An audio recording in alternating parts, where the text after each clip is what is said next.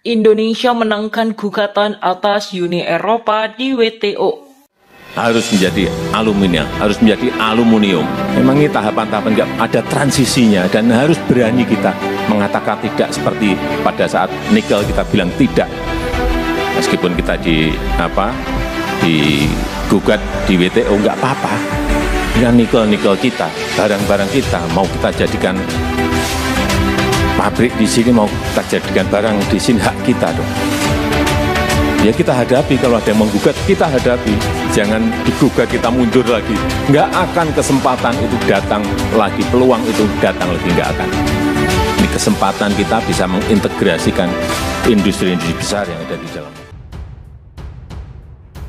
Indonesia akhirnya memenangkan gugatan yang diajukan terhadap Uni Eropa di WTO atas pengenaan bea masuk anti-dumping atau BMAD produk biodiesel asal Indonesia. Hasil akhir putusan panel dispute settlement body WTO memenangkan 6 gugatan Indonesia atas Uni Eropa. Mungkinkah kekalahan Eropa dalam gugatan pengenaan BMAD atas biodiesel Indonesia tersebut telah mendorong mereka untuk berencana menghapus pemakaian biodiesel berbahan baku sawit di Eropa mulai tahun 2021. Hal ini merupakan bentuk kemenangan telak untuk Indonesia yang tentunya akan membuat lebar akses pasar dan memacu kembali kinerja ekspor biodiesel ke Uni Eropa bagi produsen Indonesia setelah sebelumnya sempat mengalami kelesuan akibat penanganan BMAD, kata Enggar Tiasto melalui siaran pers belum lama ini. Enggar juga mengatakan bahwa kemenangan Indonesia atas sengketa ini memberikan harapan kepada eksportir atau produsen biodiesel Indonesia. Sejauh ini pangsa pasar ekspor biodiesel Indonesia ke Uni Eropa sejak pengenaan BMAD sampai keluarnya putusan akhir WTO ini diestimasikan sebesar 7%. Jika peningkatan tersebut dapat dipertahankan dalam 2 tahun ke depan, maka nilai ekspor biodiesel Indonesia ke Uni Eropa pada tahun 2019 diperkirakan akan mencapai 386 juta dolar dan pada tahun 2022 akan mencapai 1,7 miliar dolar paparnya. Dirjen Perdagangan Luar Negeri Oka Nurwan menjelaskan putusan DSB WTO ini dapat menjadi acuan bagi semua otoritas penyelidikan anti-dumping agar konsisten dengan peraturan WTO terutama selama proses investigasi. Kasus ini perlu menjadi bahan evaluasi agar tidak gampang menuduh Indonesia sebagai pelaku praktik dumping. Komitmen kami dalam mengamankan pasar ekspor adalah mengawal ekspor Indonesia agar kembali dapat bersaing di pasar negara tujuan ekspor seperti Uni Eropa, tugasnya.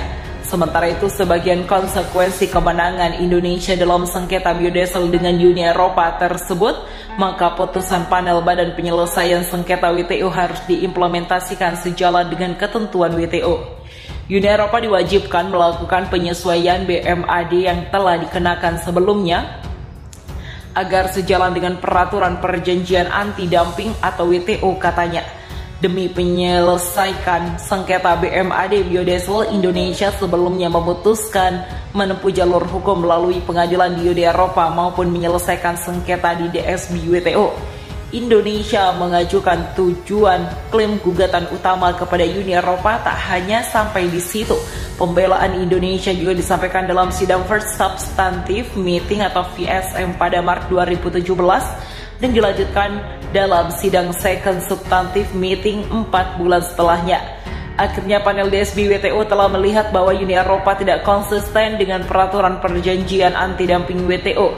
Selama proses penyelidikan dumping hingga penetapan BMAD atas impor biodiesel dari Indonesia, ternyata ada 6 ketentuan perjanjian anti-dumping WTO yang dilanggar Uni Eropa dalam sengketa Indonesia mengenai pengenaan BMAD biodiesel. Pertama, Uni Eropa tidak menggunakan data yang disampaikan eksportir Indonesia dalam menghitung biaya produksi. Kedua, Uni Eropa tidak menggunakan data biaya-biaya yang terjadi di Indonesia pada penentuan nilai normal sebagai dasar perhitungan margin dumping. Ketiga, Uni Eropa menentukan batas keuntungan yang terlalu tinggi untuk industri biodiesel di Indonesia.